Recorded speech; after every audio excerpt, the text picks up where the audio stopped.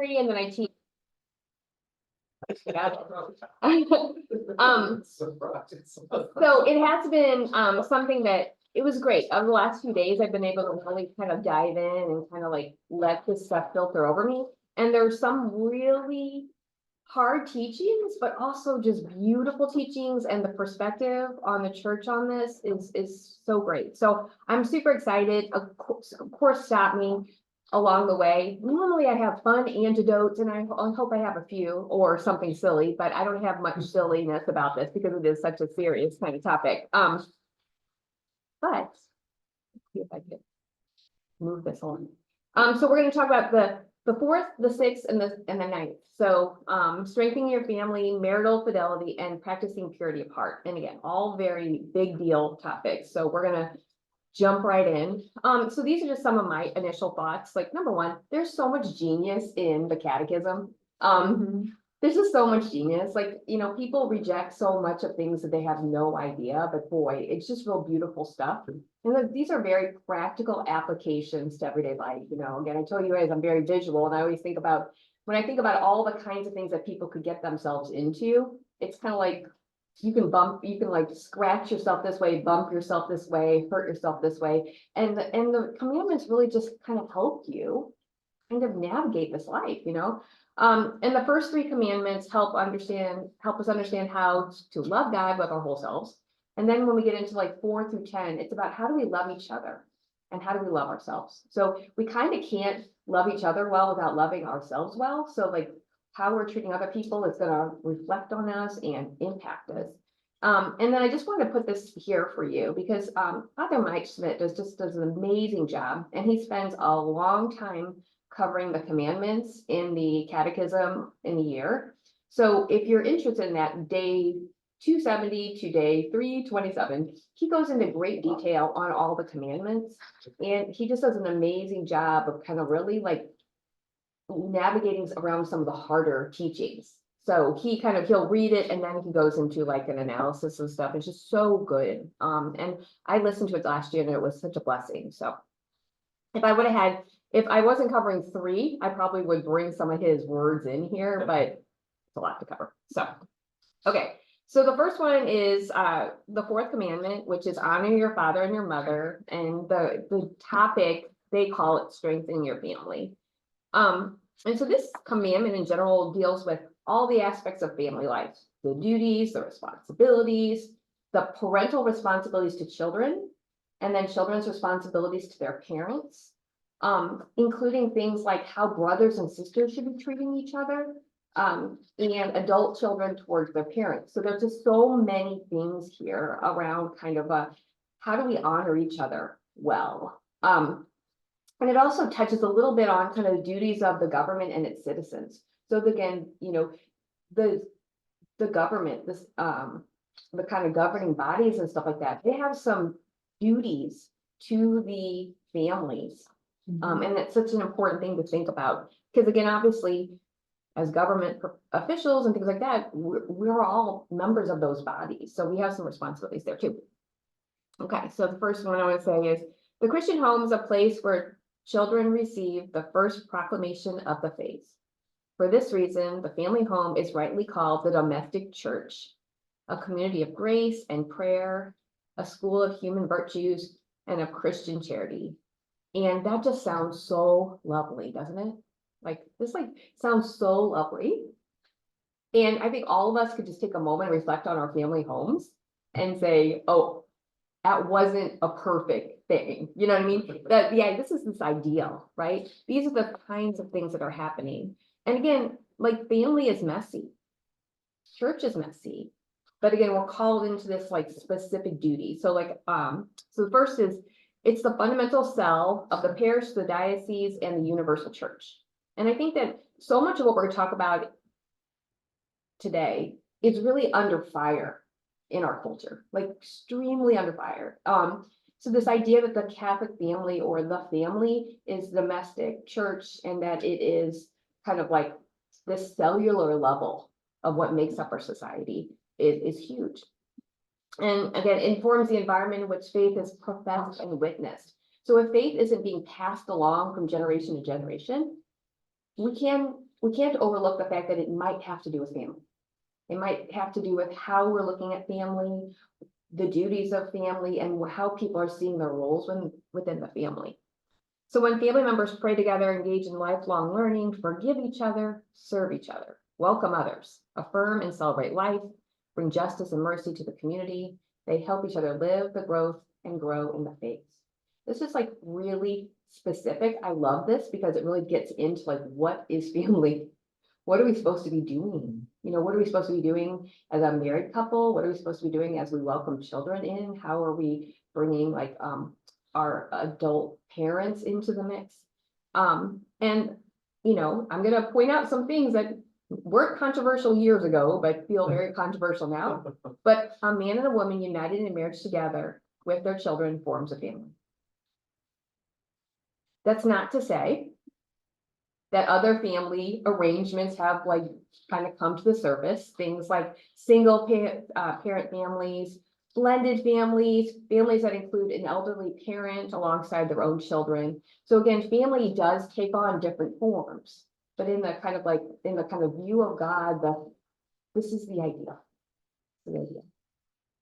And again, all families, no matter if it's mom, dad, and Johnny and Sarah or whatever, or, you know, all different families are beset with their own challenges and deserve compassion and hope that they can be faithful to Christ's way of love. So again, it doesn't matter like what your family, who's in your family, or all needing to kind of have God's grace be in the midst of that. And again, this is a family is a school of virtues. So there's specific ones that are very important here within a family: prudence, justice, fortitude, and temperance. And when these virtues are practiced within the family, it reflects the love and communion of the Father, the Son, and the Holy Spirit together.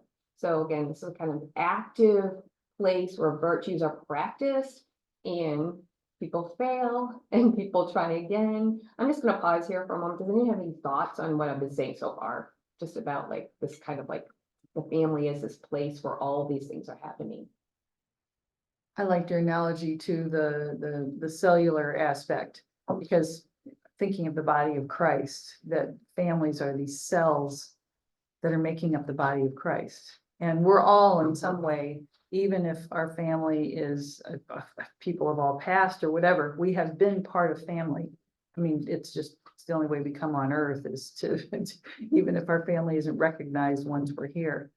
But yeah, I like that cellular idea. And if you think about like the body being healthy and things like that, the more damaged the cells are, the more damaged the body is.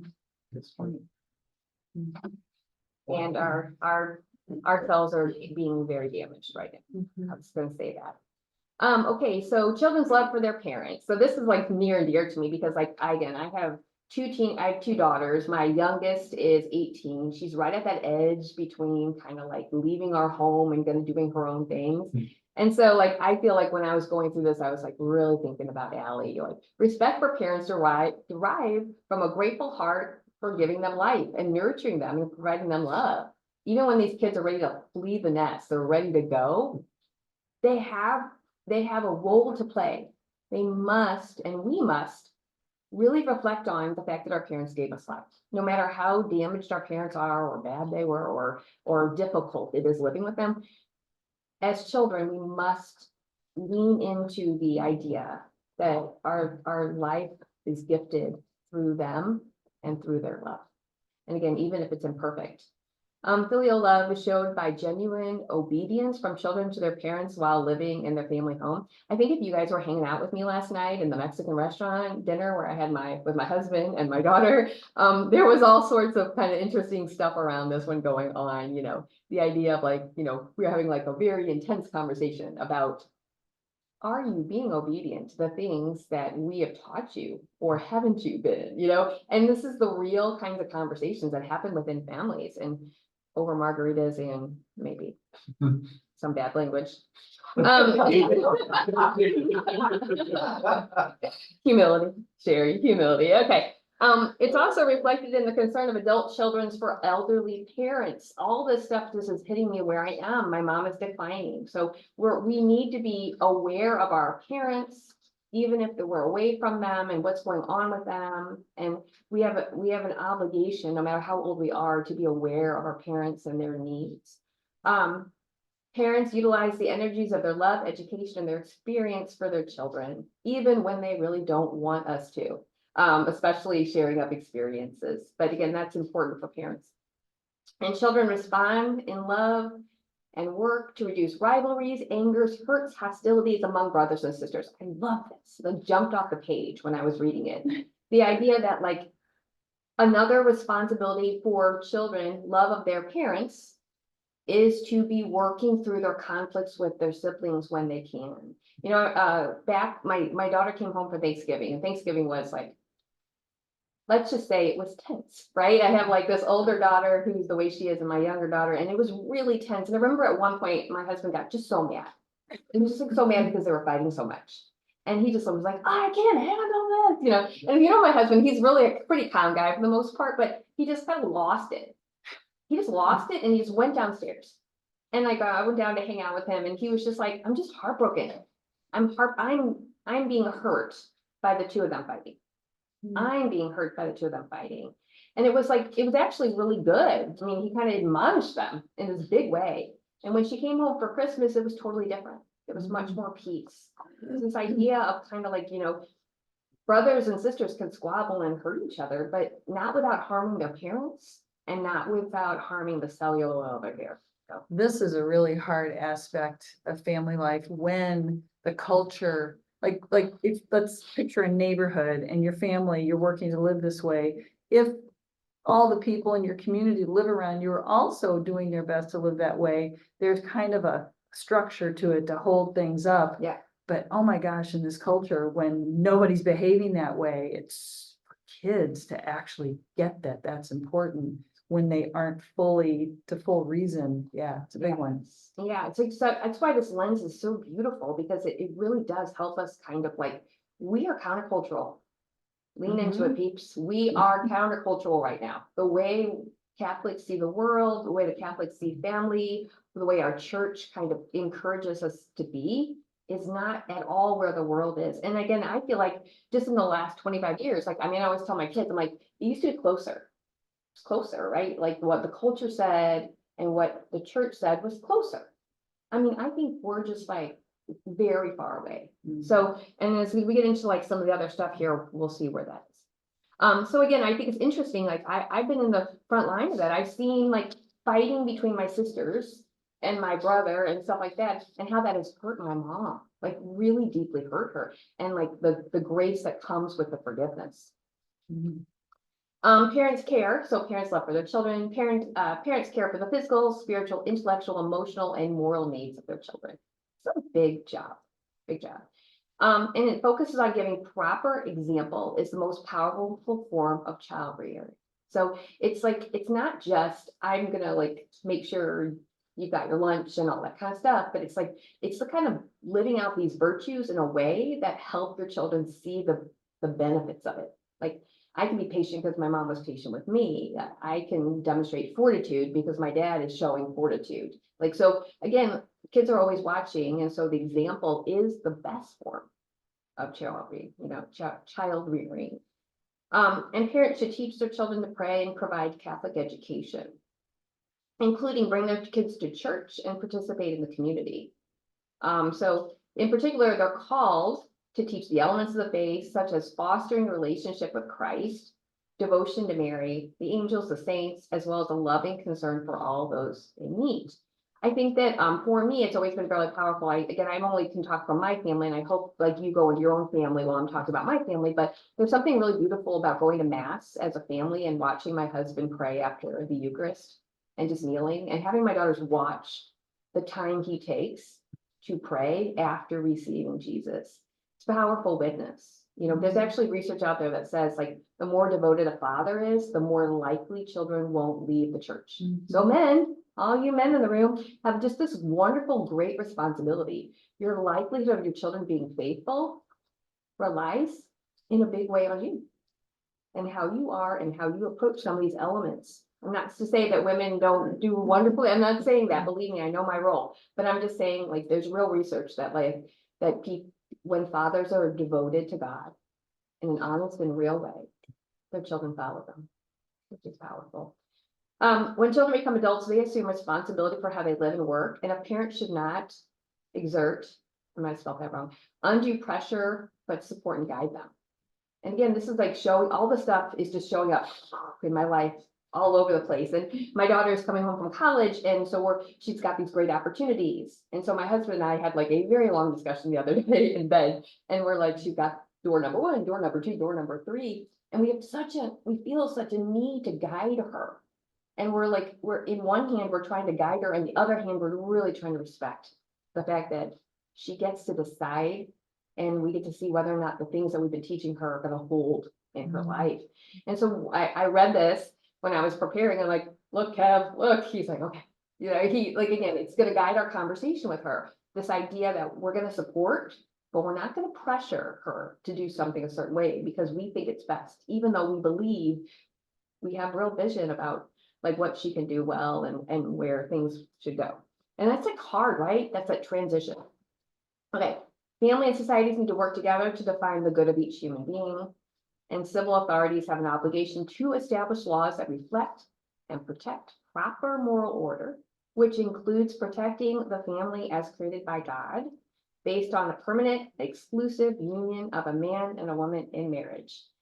Okay, here's my little story. Years ago, I own my own business. I have a business partner, Laura, love her. She's just a wonderful human being. I remember we were working probably it's gotta have been like 10, 11 years now. Cause I don't, and she came to work one day and she was just over the moon excited. Because same-sex unions were elevated to marriage in our country. She was just super excited.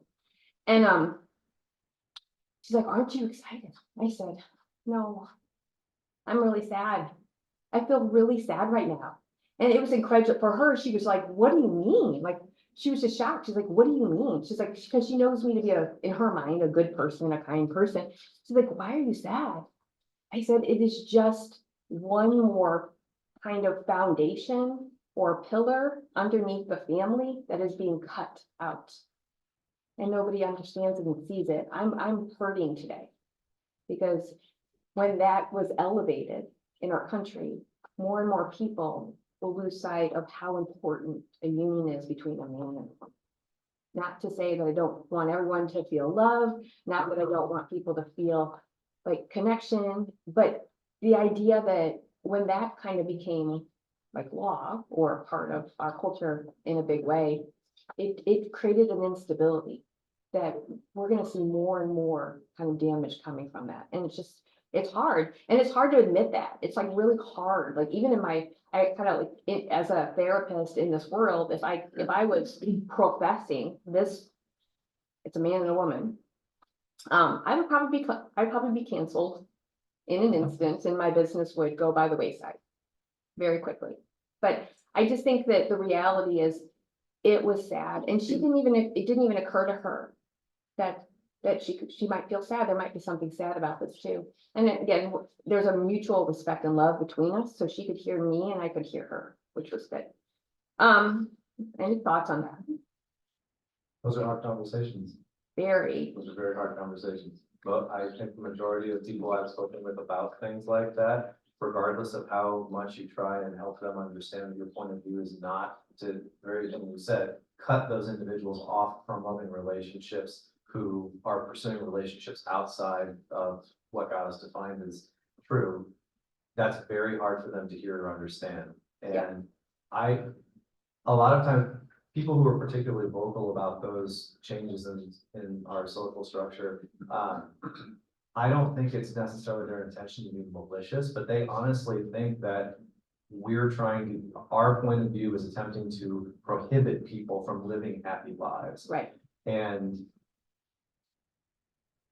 I think it's very important for us to think a lot, and I appreciate the way that you approached your business partner. I think it's very important for all of us to think about, how do I have those conversations? Because if you try and have them when they happen, that's a very difficult place to come from. But if we consider those things prior to those conversations happening and ask God to give us the grace to speak lovingly to the people that we're talking to, I think we'll be given that, whether or not they can hear it, obviously that's not up to us. But we do have the responsibility to prepare ourselves to lovingly have those conversations.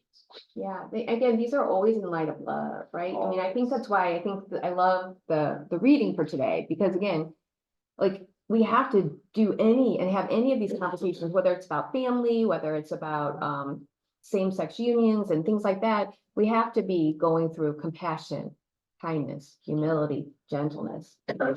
These are long conversations, not That's right. little quick hits, and certainly not memes or texts kind of thing. Civil, did that one. Okay, church should critique and challenge civil laws that infringe upon or deny fundamental rights of human persons or communities. And in light of that, Catholics have a duty to vote and participate in the political arena, even if you don't want to. Even if it feels really gross to be wading into those waters right now, but we have to be a light, and we have to bring kind of some of our wisdom into that. And then it's funny because, like, talking about these 3 commandments, they do a tiny bit of fidelity in marriage in 4th and then more in the next. So God commands all couples to witness fidelity in their marriages. Marriage is a process. I love these parts. Marriage is a process of growth into intimate friendship and deepening peace. So this idea of, like, when you kind of really embody or embrace what the Lord is saying or God is saying about marriage and family life, it can create this deepening kind of sense of peace. Couples need to welcome children lovingly from God, whether through birth or adoption. Love that it says both there. And it's understood there's a mutuality in relationships, roles, and responsibilities of all members of the family. Mutuality is a big word for God. Again, if we have 3 or 4 kind of like buzzwords around these commandments, we really want to lean into mutuality because it's an important one. And families need to take time to be with each other, to pray, to share meals, recreate together. Families need time to kind of grow and bond together. And again, it's funny. I remember years ago, I was walking through Schnucks and I saw a sign and it said something like, have a family meal once a week at least. And I was like, once a week? Whoa, that bar is pretty damn low, sorry. And I thought that was really funny to see that. And but I think it speaks to our culture. And like, family meals really are where families are sharing and growing and learning and teaching and praying. So very important. Okay. We're done with 4, which I think is it's a great base for getting into 6 and getting into 9. So does anyone have any questions about like the 4th commandment?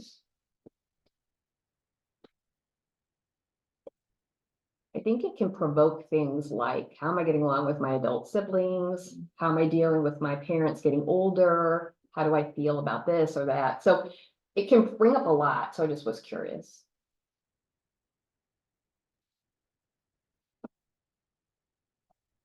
My father, about 8 months ago, was diagnosed with prostate cancer, and his prognosis is good, but it brought something to light. He's in his mid-70s. My mom is in her early 70s, and I noticed very quickly after that happened. My sister is married and has a child, and her child is actually going through the same thing you're going through right now. Your kids are going through in terms of their age, but very quickly after that, I noticed that my mom started leaning on me really heavily for things that my dad can still do. And my initial response was to just jump in there and start to take over. And there was 3 or 4 weeks after where we've been having a lot of conversations about the dynamics of things. And I realized that it is not my job to take over my dad's responsibility.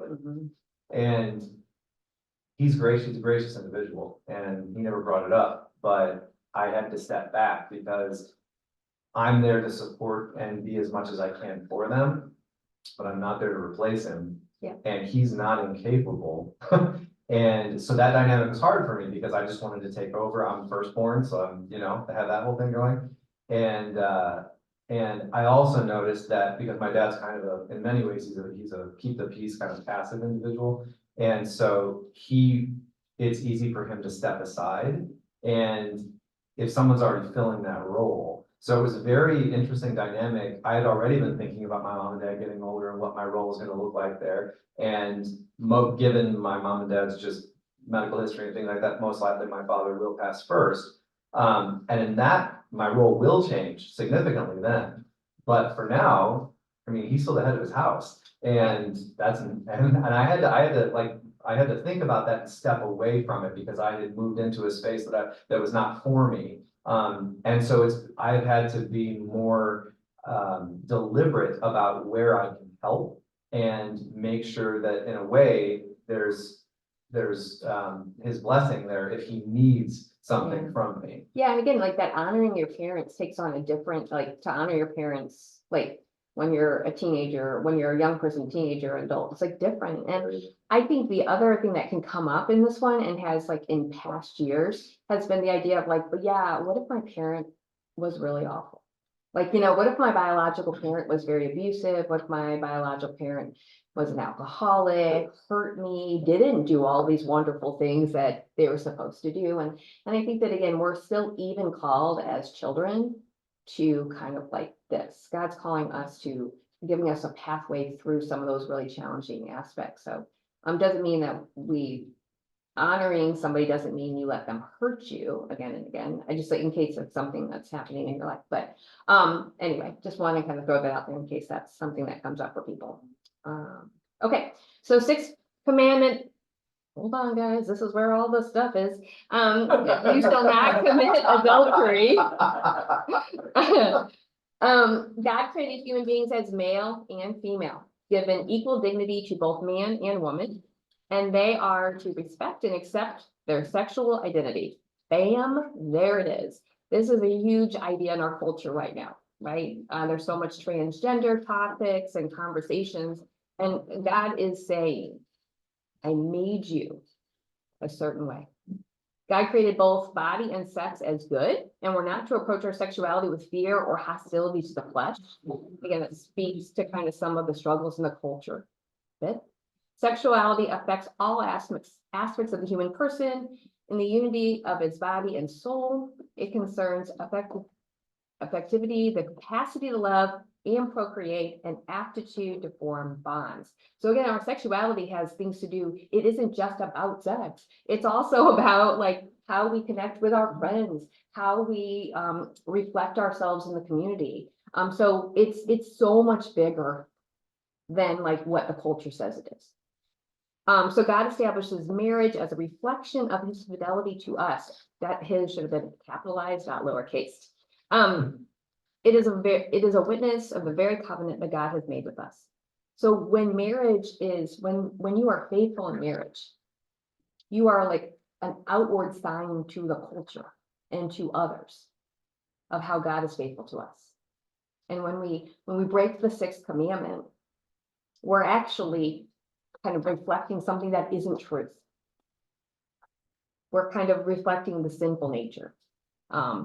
Because God's fidelity for us is meant to be reflected. And again, you can think of your own person in your life that you think about a marriage that has a solid marriage, and that how does their marriage impact you? How does it impact how you want to be in terms of your marriage? How does it impact like how you want to kind of like how love to be? So marriage is a really powerful in that way. Can you go back to that previous one? Yeah. So I'm gonna ask for a pause here. Yep. Any thoughts, especially from candidates, catechumens, with what Sherry has thrown out there? The idea of marriage, man and woman, God created male and female.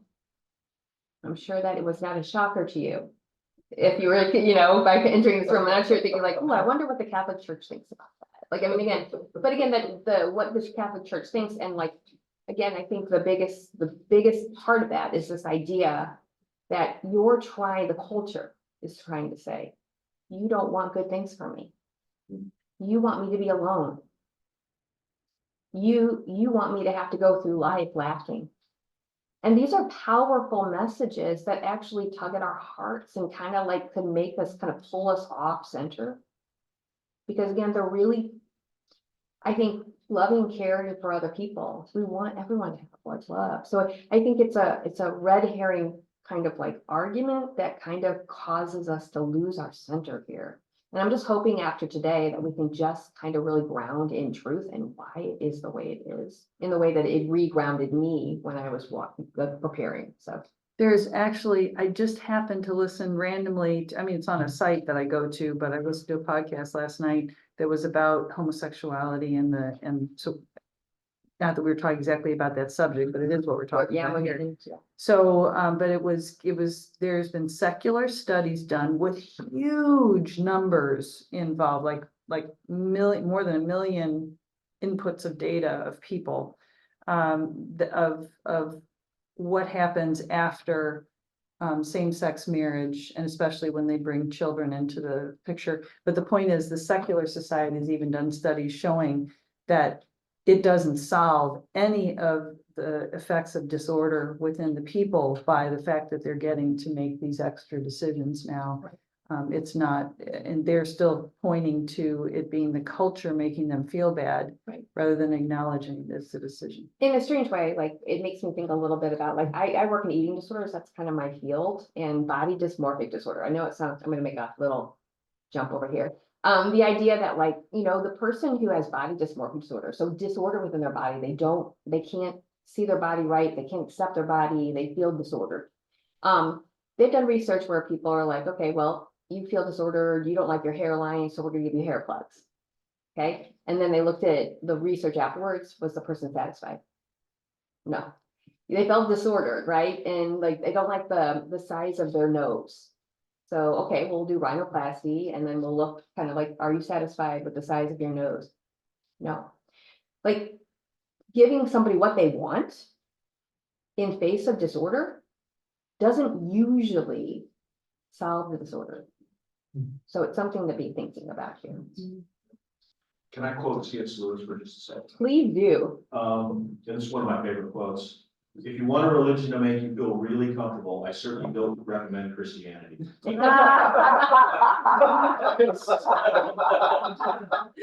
love them so much. Okay. Okay, so chastity, it's so funny. Chastity is like both of my daughters had to, like, I would say have had probably double-digit kind of talks over the course of their life on chastity, which I think is so funny because I feel like sometimes we kind of like frame it in terms of like chastity for girls, when chastity is for all people. I mean, marriage, single, religious, and ordained need to acquire the virtue of chastity. And I think it's a virtue that is really wrongly understood. It's tied to modesty and it's just not.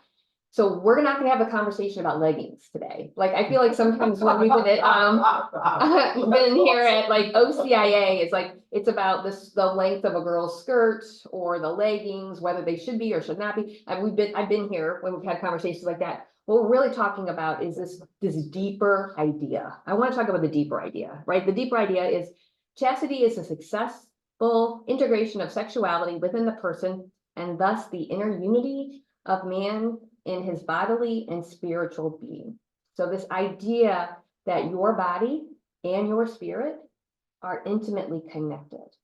And so the way that you kind of like move and groove in your body, display your body, use your body is highly connected to your spirituality, your soul. It approaches sexuality as related to a spiritual nature. So sex is seen as more than a physical act. It affects the mind, the body, the soul. And Jesus is our model of chastity.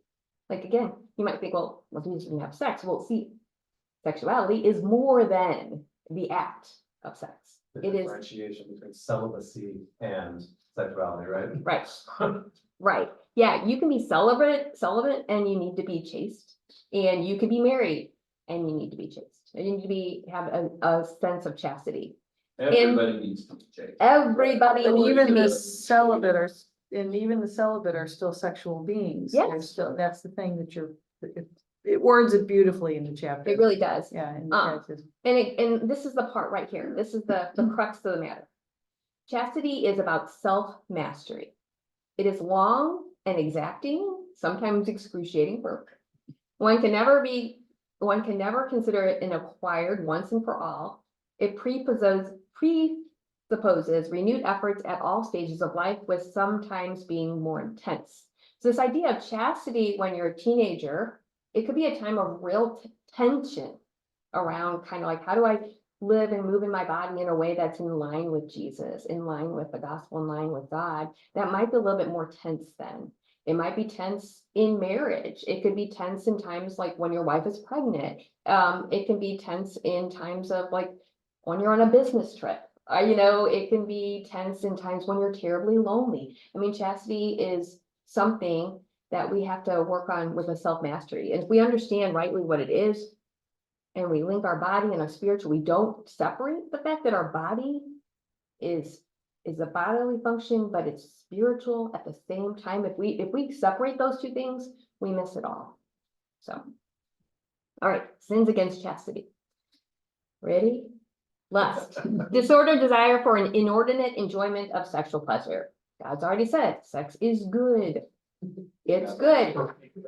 But lust is an over emphasis. It's a preoccupation. And it's also has the ability to like throw important human beings out of the process, right? If lust is the thing that is kind of like your sin, you might be losing sight of your spouse. You might be losing sight of your humanity. You might be losing sight of your spiritual nature. Masturbation, misuse of the gift of sexuality. It is inherently selfish and is devoid of love. Okay, here's where Sherry's gonna get on her like soapbox for a second. I apologize for this, but masturbation and pornography, I think like years ago, like the show Friends, when it came on the market, one of the things I like the show. I don't like some of the effects of the show. One of the things I don't like about the show Friends is they put pornography and masturbation as like A-okay and like totally normal. It kind of normalized that. So something that might have been something that people struggled with like in the background became like celebrated.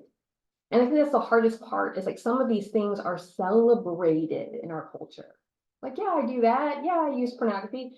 The problem is masturbation, it misinterprets the whole point of it all. It kind of becomes like what is my need? What do I want? What do I want it to look like? What does it feel like for me? When this is never it's meant to be mutual. Our sexuality is always meant to be a mutual thing. Fornication. Can I You wanna jump add in? something? Yeah, sure. It just got me thinking about it. I remember when we used to do marriage prep classes, and there was an area we would focus on, the purpose of sexual relations. I'm kind of recalling this, 3 things: unitive, procreative, and exclusive. Yep. And so, many of these things are against at least one of those 3 items. Masturbation obviously being against the Unitive unitive or aspect procreative. and procreative. So, but I always thought, that's a great way to reflect on. That's the purpose of sexual relations: unitive, procreative, and Mutual, and exclusive mutuality, yeah. And so, so fornication, it violates the dignity of persons, the natural meaning and the purpose of sex. And in case you want, fornication is sex outside of marriage. Incest is always wrong. It harms individuals and it harms family. One of the things is like, as a therapist, I have this unique perspective. Again, like all this stuff shows up in my office. And it's painful. It is painful. I actually currently am dealing with a case of incest, and the ripple effects of damage that has happened in that family as a result. It's like Humpty Dumpty. It's really hard to put those pieces back together again.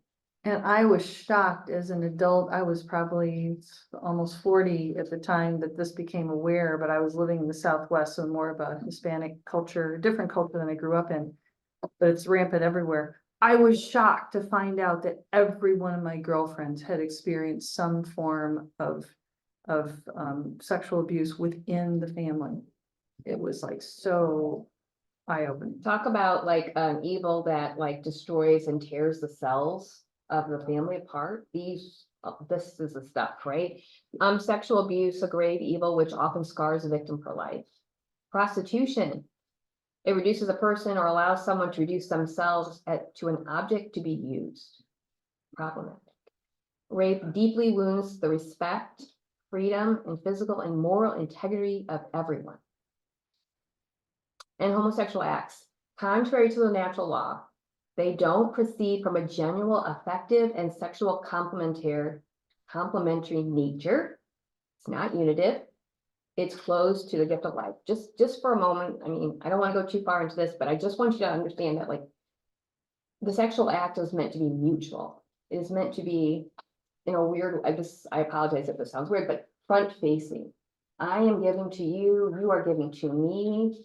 We are at the very same time giving to each other.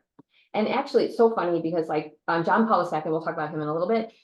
I love him so much, but one of the things he said once was that, like, the culmination of the marital act should be kind of mutual orgasms at the same time, like simultaneous. And it's so funny to think about the Pope talking about, like, orgasms happening at the same time. It's like, cool. I'm like, okay.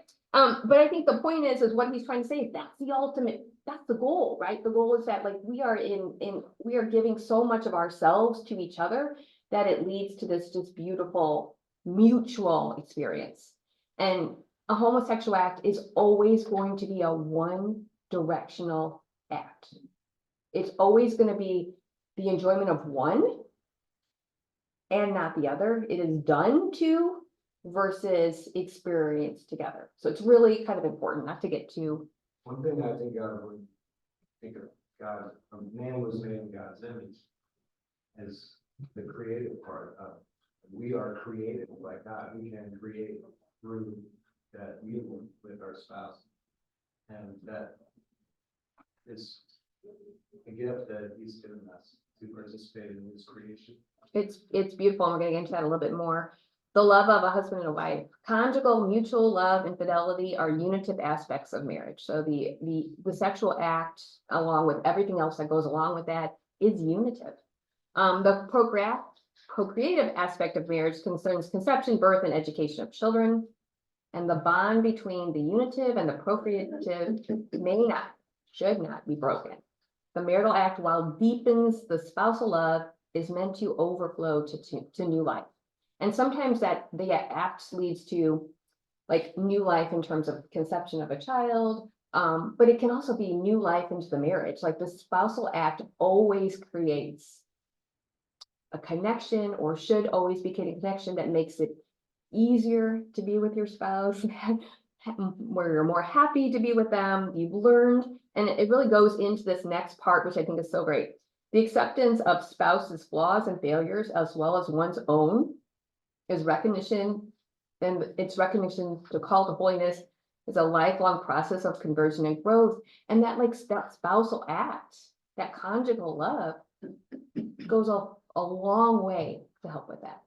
Like, it's so much easier when you're, like, can experience true love in your partner's arms, that you can be like, I can overlook the fact that you, like, didn't empty the dishwasher today. God calls the married couple to be open to children, remembering that having a child, this is important when we get into the next stuff, having a child is a gift, not a right. Because again, when we start to kind of view having children as a right of all couples, we start to kind of break some of what God is asking of us in a new way, a different way, where it gets into the respecting the link of fertility and love. I'm gonna stop. Anybody want to say anything? Any comments before we get into, like, this? It's a lot of stuff. It is a lot of stuff. It's a lot of stuff.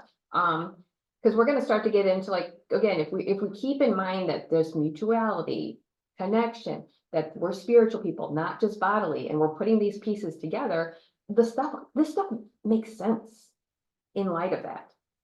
If the lens is, you're trying to keep me from having what I want, right?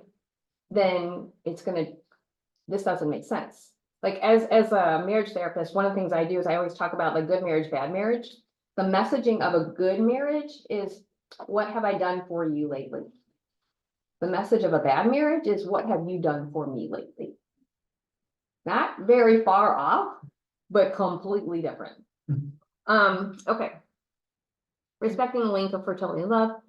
A child does not come from the outside as something added on to the mutual love of spouses. but springs from the very heart of the mutual giving as the fruit. And so a child is not an artificial attachment. It isn't an add-on. It isn't sprinkles on top of like the ice cream, like, yes, please. It is literally at the heart of what this mutual love is.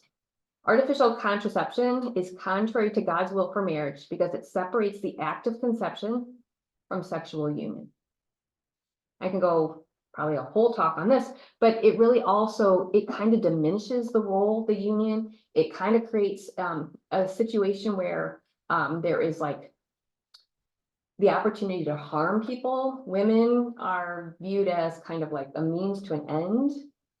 Men lose sight of the beauty that can happen when you are linked to someone in a faithful, life-giving way. And I would say, this is sharing Massman, not the church, but I would say like when contraception came on the market and when it was, it was for married couples. And then it kind of became something that was like widely used in the culture. I personally think that that's the door we went through that changed almost everything, almost all the conversations we're having here. Because once you kind of take the act of conception away from sexual union or the possibility of that, you start using each other. And I think that that's what happened. I think there's the brokenness. Well, I think it kind of contributed greatly to the abortion issues that we're seeing right now. Right? Yeah. That because, contraception is billed as, you'll not get pregnant. Well, maybe it's 99% effective. Well, there's 1% time that something's going to happen, and then it leads to abortion. I mean, it does. Right. And, It's the slippery slope, right? Between like, you don't think there's any consequence to having sex. exactly right. Yeah. I mean, it's the idea of like, if you take it apart, then you can take it apart. I guess. I would say, as soon as you throw out the dignity of one human life, it opens the door to throw out the dignity of all. So if the person that you're engaging in the sexual act with, if you're doing it purely as self gratification, Yes. then if there's a life that results from that act, you're not going to view that life any differently than the one you used in order to get your gratification in the first place. Absolutely right. So efforts to conceive outside of the act of sexual intercourse are morally wrong for the same reason. So this is where we get into like in vitro fertilization and things like that. Why the church says, because again, it is not a right to have a child. And it's really painful, right? Because as human beings who are in this world, when you're around couples who want desperately to have a child, this is their deepest hope and dream and want. It's hard to be like, like, can you accept what God is giving you, like, without artificial means? We're not supposed to be like going outside of God. And then not to say the church does allow for, if there's something like with like a women's anatomy or male's anatomy, there are things that are okay to like, if they're medical barriers, but to kind of go outside of the act, the sexual act to conceive is not okay. And though the studies that I heard about last night, those children are tremendously disturbed. A lot of them don't even know why, but others are aware that they don't have any idea where they belong to, because often there's absolute, what do they call it? It's anonymous, where you never have any chance of ever finding out who your parents really were. But there are people who have written books about their experience This being feeling of loss to and people. Yeah, like it's we're really, meant to be like linked to. it's really linked. powerful. There's The always church. adoption. Hmm? There's always adoption. Yeah, and even in the case of that, which is like a wonderful thing, like there is a level of that. Like I have a friend who's adopted and she's like, I don't know my medical history or anything like that, but I know what it feels like to be loved completely by my parents. And the parents reaching out to adopt still comes from that interior love you're talking about. That's where the child's supposed to come from. Adoption comes from that place too. That I Yeah. like, I love you and you love me, and we want our life to be reflected in the lives of children. So it's beautiful. Church allows for natural family planning in cases of legitimate need to space births of their children while remaining faithful to God's plan for marriage. And even like technology continues to help, like, doing natural family planning 25 years ago when I first got married looks a little different like today, just because technology is actually helping with things like ovulation and things like that, which is cool. Okay. All right, threats to marriage. So I'm gonna talk about a few. Adultery, obviously violates God's loving call to a covenant of fidelity between man and woman. It weakens the institution of marriage and destabilizes the family. Like, you are not going to have somebody, a spouse who goes outside of it. It doesn't, it isn't a victimless crime. It hurts your spouse, it hurts your children, it hurts the whole institution of marriage. And that's why I think some of our cells are so wobbly, why our whole culture is kind of a little bit weak here. Adultery, divorce, marriage is a indissoluble union. The church, by the way, the book does a really good job talking about this. A couple is allowed to separate in certain cases of abuse or when it is only possible way of ensuring legal rights and things like that. But in the eyes of God, you are always married. Like, you can like dissolve it civil in a civil court, but that does not change the fact that you are married. This is a covenant. It is.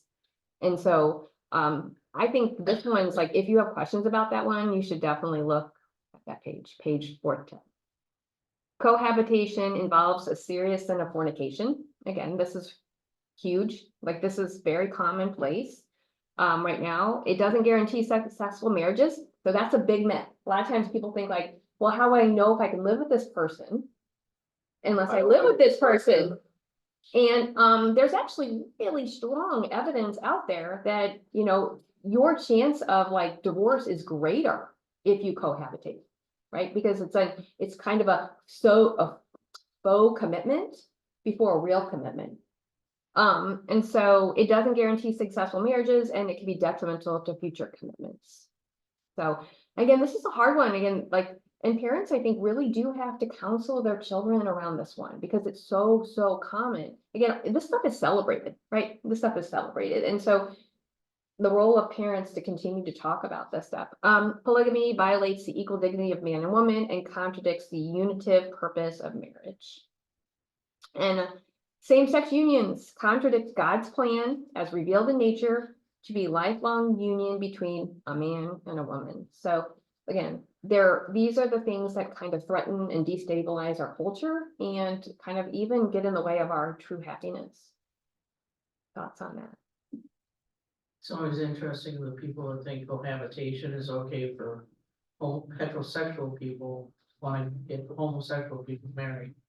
That's a real odd thought. They're all the same sin, right? Yeah. Fornication is fornication, having sex with anyone, whether you are homosexual in nature or heterosexual, same sin. And it's not ranked differently. Like, the reality is you are having sex outside the marital act. And again, the difference obviously is like the church doesn't believe that the homosexual act can be elevated to marriage. There's just one sentence here that stood out to me, and I had to listen again when I was listening to these chapters. Jesus removed the accommodations for divorce that had been tolerated under the old law. Mhm. It's very interesting. I'd never heard it actually phrased that It's way. 410. Yeah. All right, theology of the body. So theology of the body comes from like John Paul II. So there's many ways one can depart from God's call to chastity and marital fidelity in our culture. And again, it's celebrated more and more. We've just kind of touched on a lot of them in a very short amount of time. What is needed is a healing vision of sexuality, the body, and the human person. So it's like kind of, again, putting like Humpty Dumpty back together again. And Pope John Paul II offers us this like vision through the theology of the body, which is something that it was a series of talks he gave over, I think it was a 2-year period. I think it was something like that. So don't quote me on that. And at the heart of that is these really important principles. Again, like we're guided by principles and virtues in our faith. God willed each human being for their own sake. You matter. You 100% matter. Sherry matters as Sherry. Lynn matters as Lynn. We matter. None of us were merely part of something else or a means for gaining some result. We are not meant to be used. We're created to be free, unique human beings. And again, we're not to be used, but to be respected. And so these like concepts are so important. And when you start to think through this lens, again, like unitive, mutual, procreative, you look through that lens, you can see that there's just this tremendous amount of respect and dignity that is at the heart of this. Okay, we got through that one, okay? Do you guys have any questions, concerns, anything? I'm watching my time, I'm hoping I'm doing okay. This one is not as long, so it's funny because one is like, the first one is like the frame of the family. That one gets into all the ways it can go wrong, kind of, and this one gets into kind of like, what are the graces in terms of, so does anyone have any thoughts, feelings? Again, this is all heavy stuff to talk about in 1 hour. And again, I've never talked about it before in like a public way, so I don't wanna misrepresent our faith. So does anybody have any thoughts, questions, comments? The theology of the body, studying what John Paul taught is just amazing. For anyone who hasn't delved into that, there's some really good teachers about it. And because this is so heavy, I'd say for any of the candidates or catechumens, if it's something you want to chew on and then revisit, reach out to Sherry, reach out to somebody else you connected with in this group and have a deeper conversation about it. Because I think one of the things that Sherry's bringing out and what she's saying is the teachings of the church about these things is so beautiful. And it helps to have those conversations at a deeper level to maybe pull out some of the things that seem harsh, but in reality are God's love for us for our good. Yeah. And again, if their discrepancy exists, I mean, we want to talk about them in a real way. And again, I'm all ears. I want to hear. I want to listen more than I speak on this stuff. But because again, we are all in the process, our families, our relationships, we're hopefully all in the process of recalibrating back to God all the time. Like the prayer, receiving of the Eucharist. Hopefully it's a process of daily recalibrating back to God's pathway over and over again. And so sometimes we've strayed pretty far. And again, my own sin, I mean, I'm not like, thankfully it's not Ash Wednesday from years ago and I don't have to be like, tell you all my sins. But again, like I'm in the process of always recalibrating back, trying to do that too. And so again, sometimes the recalibration is painful and hard. And sometimes it's like a little calibration, so. Just a quick question, Yeah. more for clear clarification. This can also be used as preparation towards marriage, right? Because this is like marriage, and like, I'm not married. Mhm. Yes. Well, yeah, it's all relevant because it's not just about marriage, but it's all about the family life and kind of how you approach it. And it probably also could really help with like how you discern who you're going to marry and how you're going to spend your life or how you're going to spend your life as a single person. I mean, this stuff is like the dignity of people, how you see sex, how you see it in your sexuality is all relevant whether you're married or not, you know what I mean? So, but thanks for pointing that out. Okay, 9th commandment, purity, practice purity of heart, you shall not covet your neighbor's wife. So grace of baptism purifies us from sin, but certain tendency to sin remains I can never say that word. Yeah, so again, even though the original sin, baptism wipes it out, we have tendency to want to sin. We just do. I did my own, I don't want to go too far in this, but like this week I was like thinking about like, what is my 30 coins of silver, or like, what are the things that I trade? Like, and like, just as as I'm getting ready for Lent, like, what are the things that I like trade out God for or betray God for? The list is long, people. So again, part of this is like, it's real. You have to kind of keep on going and looking at it. Okay, we are called to struggle against disordered desires by practicing purity of mind, heart, and body with daily vigilance by examining our motives as well as our deeds. So this is like where God can point out, like, what were you thinking there? What was the desire? What was the want? What did you do? Modesty is a virtue that is necessary for purity. It flows from the virtues of temperance, chastity, and self-control. We get into self-control and self-mastery. That's a gift that God helps us with. Modest behaviors respect the boundaries of intimacy that are embedded in our nature by nature's law and the principles of sexual behaviors laid out in divine revelation, which basically is all that stuff we just talked about. Modesty helps. Modesty helps. The heart is the seat of moral personality. Out of the heart comes evil thoughts, murder, adultery, fornication. Struggle against carnal covetousness entails purifying the heart and practicing temperance. So that comes right out of the catechism. So we need to maintain the concern for chaste living prayerfully in our hearts. Growth in modesty requires loving support from family and friends, as well as wise counsel and the practice of virtues.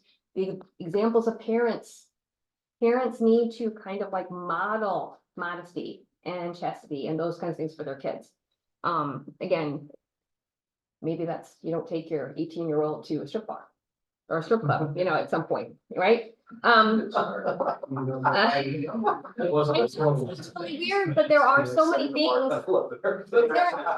There's so many things in our culture that are like that, where it's kind of, it's a rite of passage or this or that, you know? Our culture prizes sexual permissiveness and pushes the idea that the freedom is the right to do what we want to do, rather than what we ought to do. True freedom flows from the practice of virtues. Church calls us to be signs of contradiction in an overly eroticized society. Love that sentence. And the gospel can renew and purify what is decadent in our culture and gradually displace the attraction to sin. Modesty protects the mystery of the person and their love. It encourages patience and moderation in loving relationships. It inspires one's choice of clothing. It keeps silent or reserved when there's evident risk of unhealthy curiosity. It is discreet. So it's more than just kind of like how someone dresses. It's about how you approach people and the questions you ask people. It's important for both men and women, needs to be encouraged as a better way to live.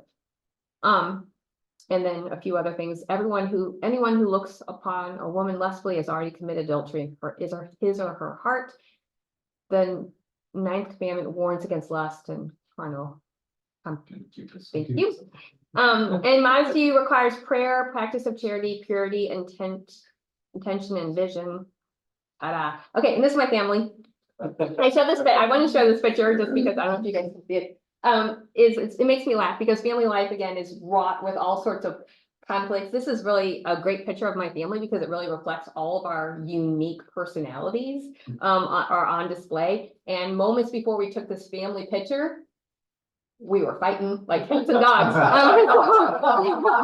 I think the point is like, you know, again, this is like a work in progress. So I really encourage you to see these commandments together, like family, whatever your family is. What are the ways in which we can kind of like lose the course, and can we bring ourselves back to what God is asking of us? And then can we kind of like cultivate the virtues that help us stay there, I guess. Ta-da, and it's bells ringing. Okay, anyways, okay. You did a great job. So if you guys want these slides, I did send them to Russ, so hopefully he'll get them and we can send them out if you want them. I can take the picture of my family off here. You probably don't need that, but if you want the slides, great. But I really just followed the book. I really just like so just reading these chapters, and they're really important ones. So FYI. So anyway, so thoughts, comments. I mean, I can hang for if anyone has any questions. How do we purify our hearts? That question from the catechism on page 443. Yeah. That's a good conclusion for.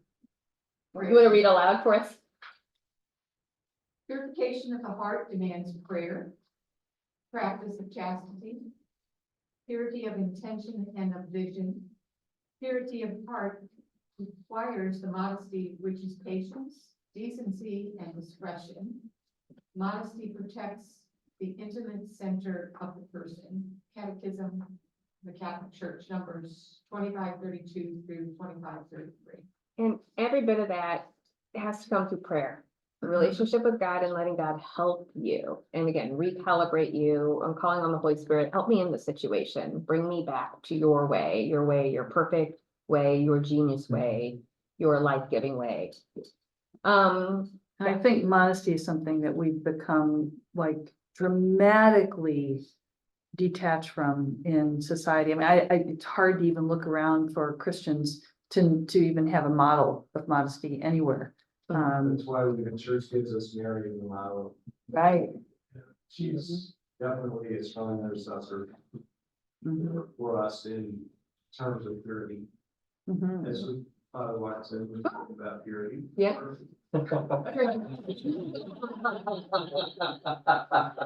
We're just wrapping up. You got something for us? I was gonna say, a cassock is very modest dress. For Yes. Yeah, I've got it right here. Right, okay, as long as somebody's got it, we'll be sure they recover it for Sunday, for next week. Yes. Yeah, we're planning, lunch, that I think we're all going, we're staying for the full mass, right? My dietary restrictions, I can only eat steak and lobster. Funny that they'll look like pasta.